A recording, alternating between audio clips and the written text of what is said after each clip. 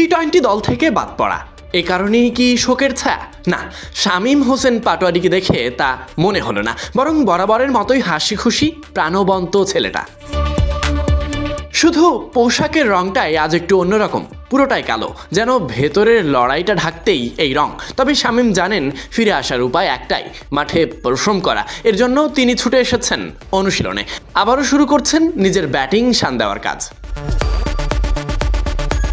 দীর্ঘ আলাপচারিতায় দেখা গেল জাতীয় দলের সাবেক ক্রিকেটার নাজমুল হোসেনের সঙ্গে। অনুশীলনের জন্য যে প্রস্তুতি তিনি নিয়েছেন তাতে আত্মবিশ্বাসটা স্পষ্ট।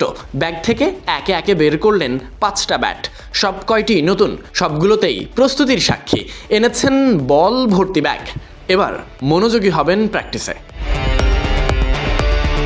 সবকিছু ছাপিয়ে শামীম এবার ব্যাটিং করবেন কংক্রিটে।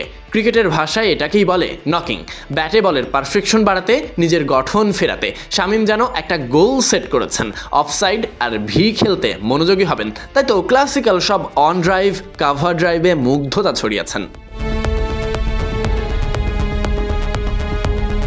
কদিন আগে তিনি ছিলেন কেন্দ্রীয় চুক্তির আলোচনায়, কিন্তু সাম্প্রতিক দিনে পারফর্মটা তার সঙ্গী হলো না।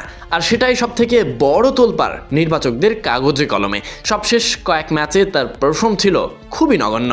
জাতীয় দলের হয়ে সবশেষ খেলা ম্যাচগুলোতে যেমন বাংলাদেশ বনাম ওয়েস্ট ইন্ডিজের বিপক্ষে রান করেন 1-1 করে, বাংলাদেশ আফগানিস্তানের বিপক্ষে 0-0, তবে এক ম্যাচে করেছিলেন 33 রান। তার আগে পাকিস্তানের বিপক্ষে 30 রানের ইনিংস খেলেছিলেন, তবে ভারতের বিপক্ষে 0, শ্রীলঙ্কার বিপক্ষে করেছিলেন 14 রান। এমন ওঠানামার মাঝেই নির্বাচকদের আস্থা হারিয়েছেন তিনি, ছিটকে গেছেন টি-20 দল থেকে ঘরের মাঠে।